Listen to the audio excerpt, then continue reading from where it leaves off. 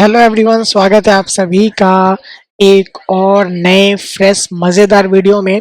तो अभी तक हमने पिछले 3 लेक्चर्स में त्रिकोणमिति के अंदर त्रिकोणमिति का परिचय देख लिया, त्रिकोणमिति का अनुपात देखा, उससे संबंधित बहुत ही अच्छे और इम्पोर्टेंट क्वेश्चंस भी देखे।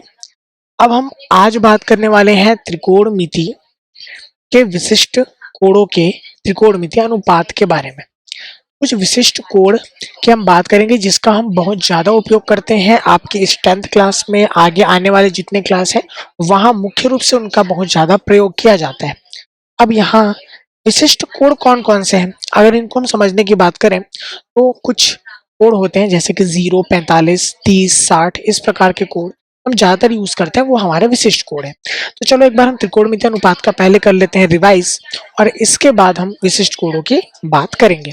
तो सबसे पहले अगर मैं बात करूं त्रिकोणमिति अनुपात की, तो जैसा कि आप सभी को पता है, लास्ट क्लास में मैंने आपको अच्छे से बताया था कि हमारे पास किसी एक समकोण त्रिभुज में अगर एक कोण 90 अंश का है तो अन्य दो कोण हमारे क्या हो जाते हैं, न्यून कोण हो जाते हैं, मतलब उनका मान 90 अंश से कम हो जाता है। तो ऐसे ही एक कोण, मान लो कोण ए को अगर मैं लेकर चलूं, कोण ए जो हमारा न्यून कोण है उसको मैं लेकर चलूं, तो हमारे पास कुछ यहाँ पे त्रिकोणमिति अनुपात प्राप्त होंगे। जैसे कि साइन ए को मैं लिख सकता हूँ लंब बटे कर्ण, कॉस ए को मैं लिख सकता हूँ आधार बटे कर्ण, टेन ए को मैं लिख सकता हूँ लंब बटे आधार। ठीक है, इसी प्रकार 3 और मेरे पास त्रिकोणमिति अनुपात होते हैं।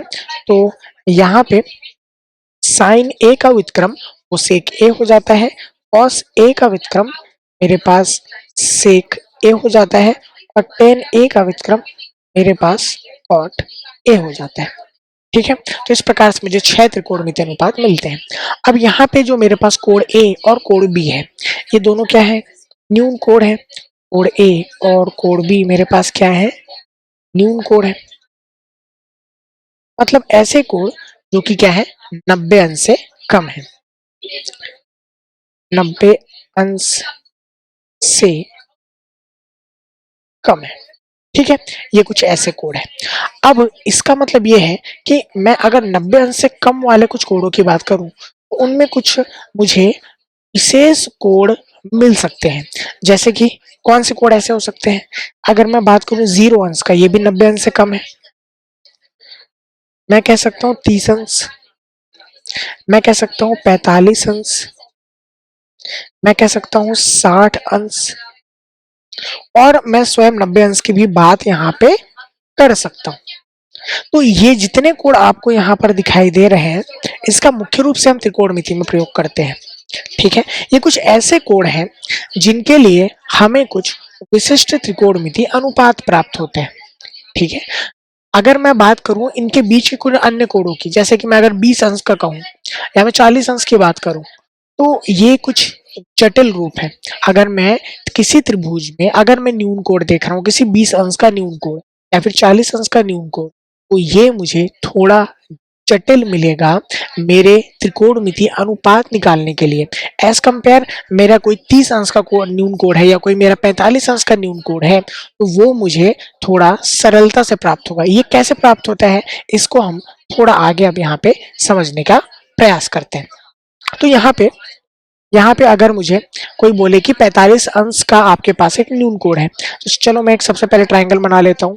ये देखो यहाँ पे मेरा एक ट्राइंगल हो गया।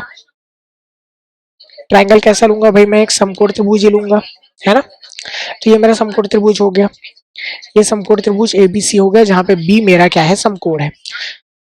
तो 45 अंश का मैं मान लो कोई एक कोण ले लूं, अगर मेरा कोण ए 45 अंश का है, और हम जानते हैं त्रिभुज के तीनों कोण 180 अंश के होते हैं, स्वाभाविक रूप से मेरा जो कोण सी होगा यह भी क्या हो जाएगा, 45 अंश का हो जाएगा, क्योंकि मैंने कोण ए को क्या ले लिया है, 45 अंश का ले लिया है। ठीक है, इसके साथ साथ मैं एक नियम पढ़ाऊं, कौन सा नियम है, सभी बच्चे अच्छे से पढ़ रखे हो, अगर आपको याद होगा तो हम जानते हैं कि समान कोण के सम्मुख भुजा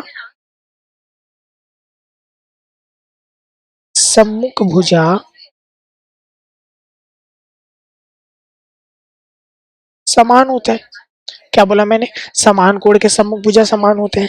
इसका मतलब अगर मैं कह रहा हूं कि कोण सी जो है वो बराबर है कोण ए के, तो कोण सी के सम्मुख भुजा कौन है, मेरे पास ए बी है।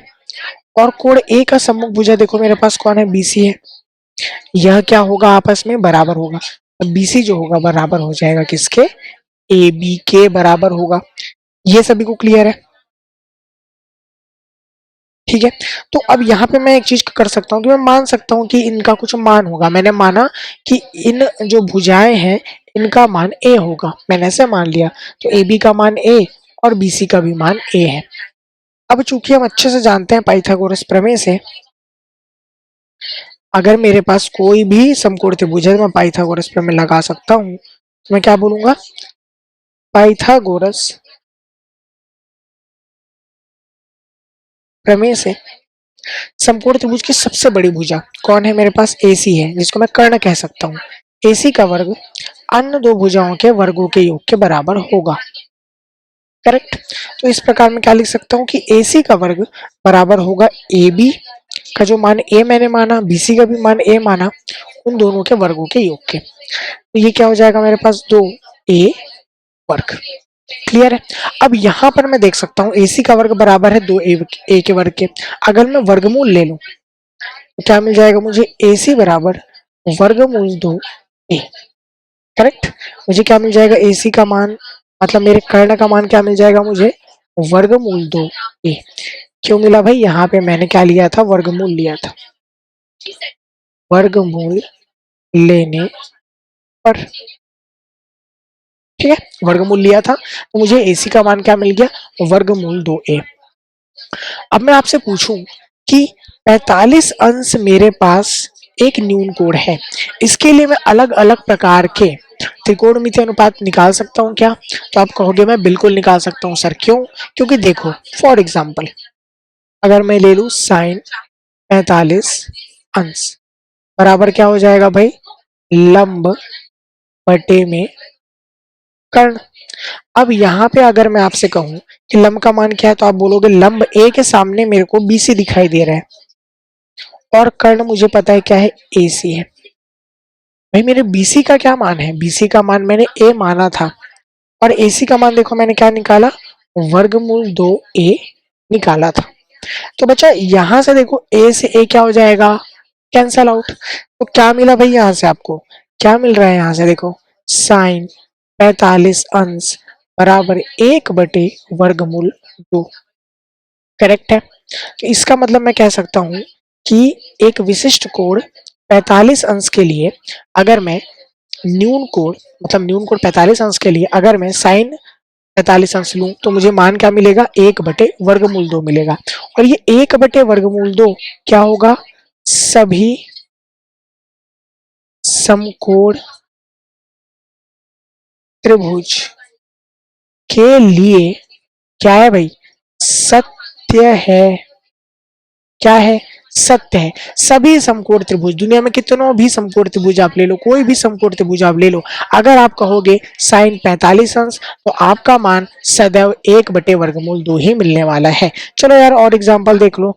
अब देखो यहाँ से cos 45 अंश, cos 45 अंश आप क्या कहोगे, कहोगे सर आधार बटे कर्ण होता है। बिल्कुल सही कहा आपने, क्या होता है, आधार बटे कर्ण। सर मेरा आधार यहाँ पे क्या है, आधार मेरे पास ए बी है, बिल्कुल ए बी है, कर्ण वही मेरा AC हो गया। क्या हो जाएगा, AB का भी मान A मैंने माना था और AC का मान मैंने वर्गमूल 2 ये निकाला था। ये अपन कैंसल आउट करेंगे तो क्या मिल जाएगा हमको, cos 45 अंश बराबर 1/वर्गमूल 2। देखो भाई यह भी मुझे क्या मिल गया, त्रिकोणमितीय अनुपात। चलो अगर आपसे कोई पूछे कि tan 45 अंश का मान बताओ तो यार यहाँ से तो आप ऐसे भी कर सकते हो, क्या आप अच्छे से जानते हो tan थीटा बराबर आप लिख सकते हो साइन थीटा बटे कॉस थीटा, ठीक है। तो साइन थीटा का या साइन 45 अंश का मान क्या आया था, 1/वर्गमूल 2। कॉस 45 अंश का मान भी क्या है, 1/वर्गमूल 2।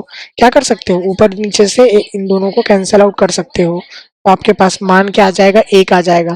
तो tan 45 का जो वैल्यू निकल के आ रहा है क्या आ रहा है, 1 निकल के आ रहा है। तो जैसे हमने साइन का मान निकाला, कॉस का मान निकाला, tan का मान निकाला, वैसे ही आप और भी जो अन्य त्रिकोणमितीय अनुपात है जैसे कि सेक कोसेक कॉट सभी के मान निकाल सकते हो। तो ये tan 45 अंश के लिए कुछ मान मैंने आपको निकाल के दिखा दिए। तो 45 यहाँ पे क्या है, एक विशिष्ट कोण है, जिसका हम यहाँ पे आसानी से क्या कर सकते हैं, त्रिकोणमितीय अनुपात निकाल सकते हैं। चलो और चेक करते हैं। जैसे 30 अंश और 60 अंश के लिए अगर मैं बात करूं, 30 अंश और 60 अंश के लिए बात करूं, यहाँ से मैं क्या कर लेता हूँ, सबसे पहले मान लेता हूँ, माना त्रिभुज ABC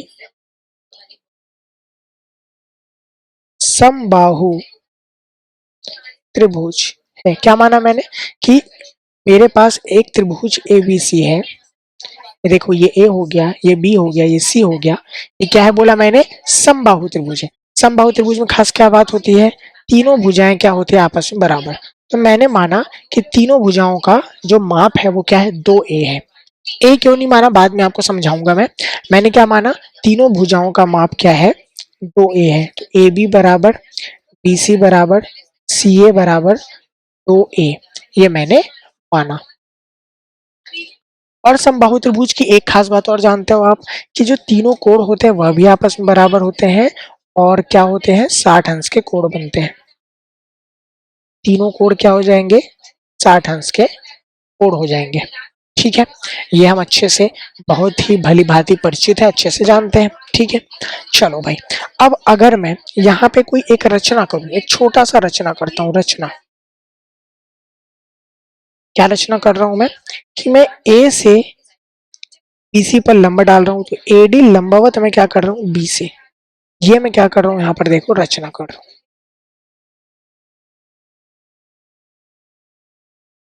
ठीक है, अब अगर आप लंब डालोगे तो ऑब्वियस सी बात है, आपको 90 अंश का कोण मिलेगा। लंब डालोगे तो क्या मिलेगा आपको, आपको सिंपली 90 अंश का कोण यहाँ पे देखने को मिलने वाला है। क्लियर है। और यहाँ पे एक और खास बात होता है जो मैं आपको बता दूं, कि अगर आप किसी समबाहु त्रिभुज के शीर्ष से सामने वाली भुजा पे लंब डालते हो, तो क्या होता है, समबाहु त्रिभुज के शीर्ष से सामने वाली भुजा पे लंब डालते हो, तो सामने वाली भुजा को वो क्या करता है, 2 बराबर भागों में बांट देता है। क्या करता है, 2 बराबर भागों में बांट देता है। मतलब जो BD वाला भाग है वो भी A इकाई का हो जाएगा, और जो आपका CD वाला भाग है वह भी A इकाई का हो जाएगा। साथ ही साथ जो कोण है, तो हमें जो कोण प्राप्त हुआ था वह भी क्या होता है, 2 बराबर भागों में बट जाता है। ये केवल और केवल समबाहु त्रिभुज के लिए है बेटा, ये अच्छे से याद रखना। ये जो नियम मैं बता रहा हूँ ये केवल और केवल समबाहु त्रिभुज के लिए। तो ये भी 30-30 अंश का कोण बन जाएगा, और ये क्या हो जाएगा, A में आपस में क्या हो जाएगा, बट जाएगा। ठीक है, तो हम आसानी से यहाँ पे देख सकते हैं कि यहाँ पे हम लिख सकते हैं, चूंकि यहाँ पे हम देख सकते हैं BD बराबर CD, ठीक है, तथा कोण BAD जो है बराबर हो जाएगा कोण CAD के, जो कि क्या हो जाएगा, 30 अंश का हो जाएगा। ठीक है, ये आपका 30 अंश का हो गया। ये आपका BD हो गया आपके पास, है ना, BD बराबर CD। तो हम दोनों त्रिभुज को देख सकते हैं, त्रिभुज ABD व त्रिभुज AD, सॉरी, व त्रिभुज ACD में अगर आप ध्यान से देखोगे तो आपको एक चीज समझ में आएगा कि भाई यहाँ पे AB जो है बराबर है AC के, क्योंकि दोनों का माप मैंने क्या माना था, 2a माना था। ठीक है, कोण BAD जो है बराबर है कोण CAD के, क्योंकि ये क्या है भाई, 30 अंश के कोण है। ठीक है, साथ ही साथ जो आपका AD है वह बराबर होगा AD के, क्योंकि बेटा ये दोनों ही त्रिभुज के लिए क्या है, उभयनिष्ठ है। इसलिए मैं क्या सकता हूँ, इसलिए कोण ABD क्या है, सर्वांग सम है त्रिभुज ACD के। कैसे, आपका भुजा कोण भुजा, भुजा कोण भुजा सर्वांग समता से मैं कह सकता हूँ दोनों त्रिभुज क्या है भाई, आपस में सर्वांग सम है। क्लियर है सभी को इतना, दोनों त्रिभुज क्या है भाई, आपस में यहाँ पे दोनों ही सर्वांग सम त्रिभुज यहाँ पे मुझे प्राप्त हो गए। ओके, तो ये एक खास बात होता है समबाहु त्रिभुज के लिए। अब यहाँ पे थोड़ा सा बात करते हैं किसकी, किसी एक त्रिभुज को लेके। किसी एक त्रिभुज को अगर मैं ले लूं, त्रिभुज ए डी सी, मैंने एक त्रिभुज एडीसी लिया, तो चूंकि यहाँ पे कोण डी क्या है मेरा 90 अंश का है, ठीक है, तो यहाँ पे मैं क्या कर सकता हूँ, पाइथागोरस प्रमेय लगा सकता हूँ। तो पाइथागोरस प्रमेय से क्या हो जाएगा, AC का वर्ग बराबर AD का वर्ग धन CD का वर्ग, ठीक है, AC का वर्ग बराबर AD का वर्ग धन CD का वर्ग। तो यहाँ से हमारे पास क्या आ जाएगा, AC का मेरे पास मान क्या है, 2A है, तो 2A का वर्ग बराबर AD का मान मुझे ज्ञात नहीं है, और CD का मान यहाँ पे हमने क्या निकाला, A निकाला, तो A का वर्ग आ जाएगा। इस प्रकार से मैं क्या लिख सकता हूँ, AD का वर्ग बराबर 2A का वर्ग मतलब क्या बोलोगे आप, 4A का वर्ग ऋण A का वर्ग पक्षांतर करने पर। यहाँ से AD का वर्ग बराबर क्या आ जाएगा, 3A का वर्ग। अब यहाँ से अगर आप वर्गमूल लोगे तो क्या आ जाएगा आपके पास, AD बराबर वर्गमूल 3A। AD का मान यहाँ से क्या आ जाएगा आपके पास, वर्गमूल 3A आपके पास आ जाएगा, ठीक है। अभी मैंने एक दो चीजें आपको बताई, इसको आप याद रखोगे तो हमेशा काम आएगा। एक चीज मैंने आपको ये बताया कि भाई अगर मैं समबाहु त्रिभुज में किसी शीर्ष से सामने वाले भुजा पे एक लंब डालूं तो मुझे क्या मिलता है, सामने वाली जो भुजा है वो बराबर भागों में मिलेगी, तथा जो मेरा जो कोण है जिस शीर्ष से मैं भुजा पे लंब डाल रहा हूँ वो भी समान भागों में विभाजित हो जाता है। साथ ही साथ जो दोनों त्रिभुज मुझे प्राप्त होते हैं वो कैसे प्राप्त होते हैं, सर्वांग सम प्राप्त होते हैं। कुछ चीजें मैंने आपको बता दी, ये आप हमेशा याद रखना है, आपको आगे भी काम आएगा। उसके अलावा मैंने यहाँ पे बताया कि आपका जो AD है ये क्या है, √3A आपका निकल के आ गया, क्या आ गया, √3A निकल के आ गया। अब यहाँ पे एक चीज आपको दिखाई दे रहा होगा, यहाँ पे देखो ये 30 अंश का कोण है। अगर मैं एक त्रिभुज को ही पकड़ के चलूं, मैं नीले रंग से एक त्रिभुज को आपको दिखा रहा हूँ, अगर मैं एक त्रिभुज को पकड़ के चलूं तो एक कोण मेरा 30 अंश और एक कोण मेरा क्या मिल रहा है बेटा, 60 अंश का मिल रहा है, ठीक है। एक कोण मेरा 30 अंश और एक कोण क्या मिल रहा है, 60 अंश का मिल रहा है। तो यहाँ से आप क्या कर सकते हो, त्रिभुज ADC में एक काम करो, पहले 60 अंश का कोण ले लो, चलो साइन क्या लिया मैंने, 60 अंश लिया। सभी बच्चे जानते हो लंब बटे कर्ण लेते हैं, तो लंब देखो यहाँ पे क्या है, AD, ठीक है। चलो यहाँ पे मैं बना के भी दिखा देता हूँ, ये देखो क्या है, 60 अंश का है और यह क्या है मेरा देखो 30 अंश का है। तो क्या हो जाएगा यहाँ से, ADC, तो लंब बटे कर्ण में ले लूंगा। तो AD मैंने क्या बताया, √3A का है, ये 2A का है और ये A का है। तो यहाँ से देखो AD मेरे पास क्या आ जाएगा, √3A, AC मेरे पास क्या आ जाएगा, 2A। तो सर एक बात तो मुझे समझ में आ रही है कि A से A क्या हो जाएगा, कैंसल आउट। इसका मतलब कि साइन 60 अंश का मान जो मुझे मिलेगा वो मिलेगा √3/2। एम आई राइट और not, you are absolutely right, बिल्कुल करेक्ट हो आप। क्यों, क्योंकि भाई बिल्कुल साइन 60 अंश का मान किसी भी त्रिभुज के लिए √3/2 होता है। चलो सर एक काम करते हैं कि मैंने 60 अंश के लिए तो निकाल लिया, अब मैं एक काम करता हूँ कि मैं 30 अंश के लिए निकाल के देखता हूँ। तो साइन 30 अंश बराबर क्या होगा, भाई साइन 30 अंश इसके सापेक्ष लंब कौन होगा बेटा, CD हो जाएगा, और कर्ण वही का वही रहता है। CD हमने क्या दिखाया था यहाँ पे आपको, A इकाई के लिए दिखाया था, AC मैंने 2A के लिए दिखाया था। तो देखो A से A अगर मैं कैंसिल आउट करूं तो यहाँ पे मैं कह सकता हूँ कि साइन 30 अंश जो है वो क्या हो जाएगा, 1/2 हो जाएगा। तो देखो साइन 60 अंश मुझे क्या मिला, √3/2, साइन 30 अंश मुझे क्या मिला, 1/2। क्लियर है सभी को, √3/2 एंड 1/2 साइन के लिए आपके मान आ गए। ऐसे ही आप और अन्य कोणों के लिए भी, अन्य त्रिकोणमितीय अनुपात के लिए भी निकाल सकते हो, जैसे कि tan के लिए निकाल सकते हो, cos के लिए निकाल सकते हो, जिसके लिए चाहो उसके लिए आप निकाल सकते हो। क्लियर है आपको, तो मैं आपको कोई निकाल के दिखाता हूँ, चलो मैं एक क्वेश्चन निकाल के दिखाता हूँ आपको। चलो मैं निकाल देता हूँ tan के लिए, मैं tan 30 अंश निकाल देता हूँ। चलो लंब बटे आधार होता है, तो 30 अंश के सामने लंब कौन है बेटा? CD है। और 30 अंश के सापेक्ष आधार कौन है बेटा? AD है। तो ध्यान से देखो, CD मेरे पास क्या है? देखो CD A है और AD मेरे पास क्या है? देखो √3A है। बेटा A से A कैंसल आउट हो जाएगा। tan 30 अंश के लिए देखो मुझे मान क्या मिल रहा है? 1/√3। बात समझ में आई? ठीक है, तो अभी तक हमने किसके लिए देखा भाई? 45 अंश के लिए त्रिकोणमितीय अनुपात निकालना सीखा, 30 अंश के लिए और 60 अंश के लिए हमने देख लिया। इससे आप कोई भी त्रिकोणमितीय अनुपात इन कोणों के लिए निकाल सकते हो इस प्रकार से। चलो एक काम करते हैं, 0 अंश और 90 अंश के लिए भी लगे हाथ बात कर लेते हैं। ठीक है, तो अगर आप यहाँ ध्यान से देखोगे, यहाँ पे जो मैंने अभी एक चित्र दिखाया है, सबसे पहले मेरे पास त्रिभुज था ABC, जहाँ पे जो मेरा B कोण है वो 90 अंश का कोण है, याद रखना। अगर मैं क्या करता हूँ, अगर मैं C को बेटा B के पास लेके जाता हूँ, C को मैं B के पास लेके ऐसे जाते जाता हूँ, तो आपको एक खास बात यहाँ पे दिखाई दे रहा होगा कि जो आपका कोण A है वो क्या हो रहा है? घटते जा रहा है।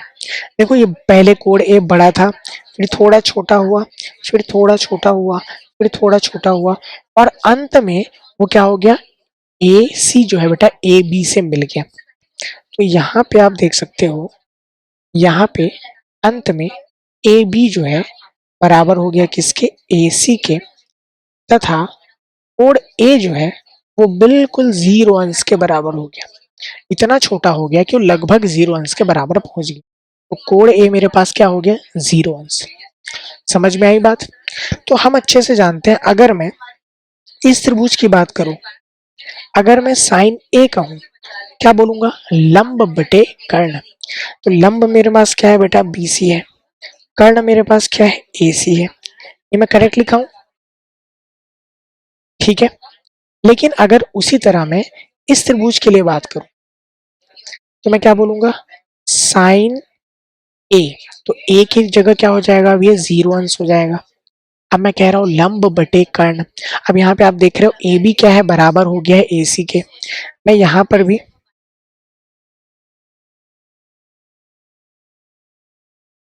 ठीक है, AB बराबर हो गया AC के, और यहाँ पे जो आपका BC है वो बिल्कुल 0 के बराबर हो गया। ठीक है, AB बराबर AC, और बेटा जो आपका BC है, BC है वो 0 के बराबर हो गया। देखो BC क्या होते जा रहा है? यहाँ पे घटते जा रहा है।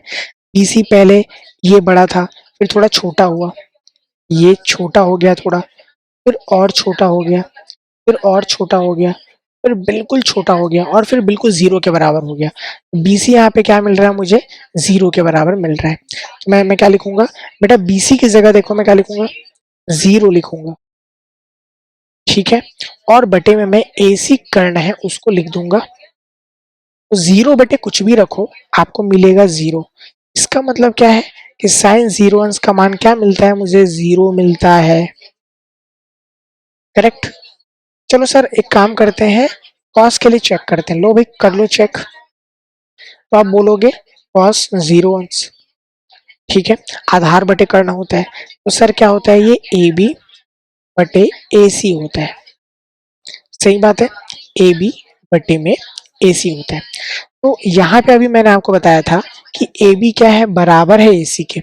स्थिति ऐसी आ गई है कि BC 0 हो गया है और AB बराबर क्या हो गया? देखो AC के, क्योंकि मैं क्या करते जा रहा हूँ? मैं BC को घटाते जा रहा हूँ। BC को घटाते घटाते मैंने बिंदु C को बिंदु B से मिला लिया। करेक्ट, बिंदु C को मैंने बिंदु B से मिला दिया। तो यहाँ से BC मेरा 0 हो गया और मेरा AB जो है बराबर किसके हो गया? AC के हो गया। तो अगर ये दोनों बराबर हैं सर तो क्या करेंगे? आपस में कैंसिल आउट बिल्कुल कर सकते हैं। इसका मतलब ये बनता है कि मेरा कॉस 0 अंश का मान कितना निकल के आएगा? 1 निकल के आएगा। सही है क्या? ठीक है, सही है। जैसे साइन 0 का मान 0 आया, साइन ए 0 का मान 1 आया। अगर आप टेन 0 निकालना चाहो क्या लिख सकते हो आप? साइन 0 अंश बटे कॉस 0 अंश। इसका मान, साइन 0 का मान देखो 0 आया, कॉस 0 का मान 1 आया, तो टेन 0 का मान क्या आ गया? 0। टेन 0 अंश का मान क्या आ गया है? 0 आ चुका है। क्लियर है सबको? ठीक है, तो या इस प्रकार से आप बाकी भी त्रिकोणमितीय अनुपात आसानी से निकाल सकते हो। चलो बात करते हैं फटाफट से, एक बार 90 अंश की भी बात कर लेते हैं। अब देखो यहाँ से, जैसे पहले वाले में मैंने क्या किया था, बिंदु सी से बिंदु बी को मिलाया, मतलब बीसी का मान मैं 0 कर दिया था। इस बार क्या कर रहा हूं मैं, इस बार देखो ध्यान से, मैं ए से बी को मिला रहा हूँ। क्या कर रहा हूं मैं, ए से मैं बी को मिला रहा हूँ, ए से मैं देखो बी को मिला रहा हूँ। ए बी को मैं कहाँ तक लेके जा रहा हूँ, 0 की ओर लेके जा रहा हूँ। ठीक है, ए बी को मैं बिल्कुल 0 के बराबर लेके आ गया। ए बी को मैंने यहाँ पे क्या कर दिया, बिल्कुल 0 के बराबर कर दिया। और साथ ही साथ आपका जो पहले BC था